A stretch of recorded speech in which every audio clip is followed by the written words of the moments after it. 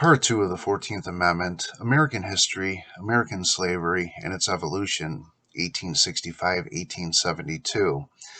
Now, we've all been taught about American history, and we see a black man being sold by a white person. And it was stated that white people took the slaves to America and had them work for them, African slaves. But there's the truth about American history. There's a twist in there. And you'll see these men here, the people who changed the United States. You're going to see at the end of this video that there's something different with the men that you see in front of you. What we have here is the Illuminati card game. And this is the card Rewriting History. They change the events in history to change people's thoughts, perception, and to lead them astray. Now, first picture that I'm going to show you here are of emancipated slave children from New Orleans. And notice that their skin color is not black, but they're white. Okay, they were emancipated in New York, sent up from New Orleans, escaped, or whatever the case may be. Well, there is a story, an untold story about what went on in America with white slavery. Most people don't know, but if you do your research and you truly study the topic, over 2/3 of the slaves came from Europe. So that means that over 2/3 of the slaves were white-skinned. So the whites were enslaving themselves. Okay, notice again, slave ships to America. And if you look at these pictures here, these are of people that were sent here from Ireland. They were sent from France. They were sent from Great Britain, England. And they're the poor people. They were the slaves, the slave children, white slave children. And this here is an author by the name of J.A. Rogers.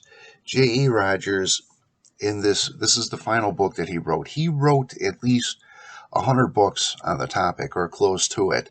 And his last book was The 5 Negro Presidents According to What White People Said They Were. In this book, he has a part where he says that white children were sold into slavery. And he writes in there that they must have had some type of makeup on to sell them as black, but that's not the case whatsoever. They're openly known as white children. And what he goes on to say is that it was Thomas Jefferson, Andrew Jackson, Warren Harding, and Abraham Lincoln were all black. And you see here that he lived from 1860 to 1966. He wrote that final book in 1965. All right, so you see this is Google saying presidents with African ancestry, and of course Barack Obama. Then you have Thomas Jefferson. Now, the thing about Thomas Jefferson is that historians will be like, oh, okay, if you read the Wikipedia article, his great-grandmother was African American. But if you read, there's a lot of people that have researched this topic and are saying that his parents were black. You go on Andrew Jackson, you have more of the same. Warren Harding, Calvin Coolidge. Now, Calvin and Dwight D. Eisenhower. Now, you have from the 1900s, so I would assume that they have links in there. But these first 4 were the ones that he did announce, 4 out of the 5. And if you go to what Abraham Lincoln said about himself, now this is Abraham Lincoln described himself back in 1838, 1839 as a black man, as having black complexion. In 1850, he described himself as dark. And if you know, in 1860, when he became president, he had a group of black men with him. One of the black men were William Henry Johnson. So during the president-elect, there was a group of black men. Now, this is before the Civil War started. And we're taught that slaves have no rights whatsoever. But if you look in here, this is, again, Wikipedia, because it's run by the Wiccans, just like the Simpsons say. Well, they say that there is a presidential candidate by the name of Frederick Douglass back in the 1840s. Well, for him to be a presidential candidate, slavery didn't end until 1865. So how could they have a black presidential candidate in the 1840s? Going on, here is Thomas Jefferson, and this is a picture of his sixth great-grandson, and he's a black man. Okay, you go on to George Washington, and you see his family, and his family are black as well. Take you on to the $2 bill. Now, there's a black man on the $2 bill, and it brought up a lot of questions, of course. A lot of people say that it was John Henson, that he was on there. John Henson had black ties. And years back, how I first learned about all this was there was someone that was saying that there's a great conspiracy against black people, and that he had evidence that the first 14 presidents of the United States were black men. But they only called George Washington the first president because he had white skin.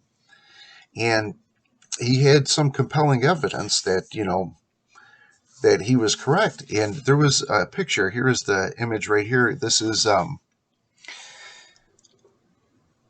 here is John Hanson. And John Hanson was where this whole controversy started. It was probably about between 5 to 10 years ago. And it was saying that he was the first black U.S. president, that they had an image of him. And you notice here, it's USA Today putting a fact check out there. Now, if it was something that was that obvious, you wouldn't have USA putting a fact check out there saying, oh, wait, he's not the president. We did our research and we debunked it. And you'll see that there's plenty of sites that went forward and did this to say that he was not the first black president. Well, why? I'll tell you why, because it's damage control. You see, the whole thing from the beginning of it all is that black people were in charge and the white people were the slaves. You think about it. You have 3 white men and 1 black man. Okay, the black man on an average is physically normally bigger than the white man. But if you have 3 black men against 1 white man, if he has a gun or not, and guns back then, single shots that they had, boom, you got to reload it. They would have been overtaken. They're bigger, stronger, more physical. And I'm not saying that black people were not slaves, because they were. Again, what I'm saying is that it was the Assyrian race over the children of Israel. Children of Israel have both black and white skin. And it's the Assyrians, not each other. What it is divide and conquer. This is Genesis 11. And this is very important to know. I'll have a description at the end of this about everything that's involving. But this is the King James Version. The whole earth was of one language and of one speech. And the land of Shinar.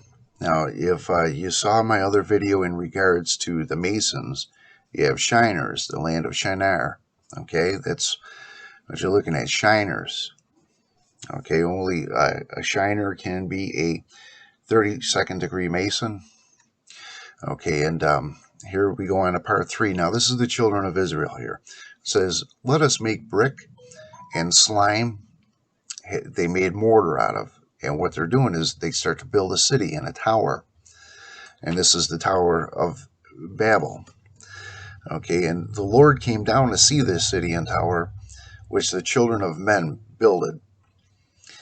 They have all one language, and he says that now they'll be able to do whatever they want to do. Nothing will be able to restrain them.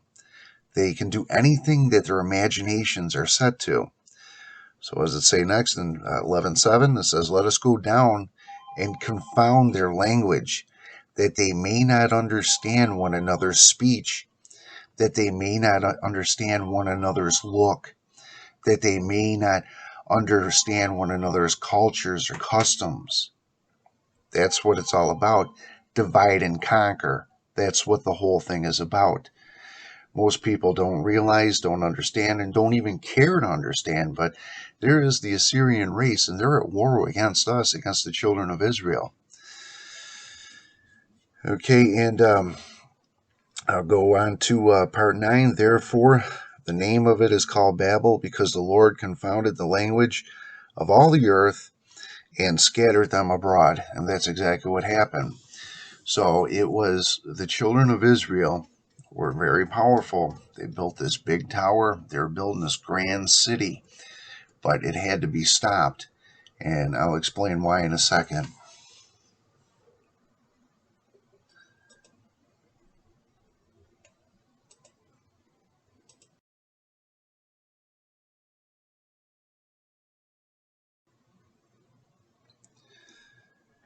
This is one that I've covered before, and this is from the Hidden Bible. What the Hidden Bible is the Apocrypha. And when King James assembled the King James Version of the Bible in 1609, he put down a authorized version of the Bible. And that's what most people have in their house, is the authorized version of the Bible, which means that the children of Israel were allowed to see, not just the Jews, or Judeans, as this will be explained. And the unauthorized, the Apocrypha, was only there for the Jews, meaning that the children of Israel could not see what's inside this book. They weren't allowed to view it. Today we can, because of the time period that we're in. But I'm going to explain to you, this is 2 Maccabees 14:37. I'm just going to go over the highlighted parts. Racist, one of the elders of Jerusalem. Racist sounds like racist, okay? A man who loves his compatriots, like a racist that only likes white people. If he's a white guy, I only like white people, I don't like black people, right? And what it goes on, called father of the Jews, okay? So he's an elder in Jerusalem, elder of the Jews. Now the Judeans are the ones that are against us. Like I said many times in my videos, that Donald Trump is the high priest of the Jews, or Assyrians. Okay, and what it says is no mingling with the Gentiles. So it's like an elder white man sees, his grandson playing with a black kid. And he's like, no, there's no mingling. That's a racist. That's exactly what it is, okay? That's one that loves only his people and wants nothing for the other people, nothing but bad. That's what a racist is, and that's what a racist is.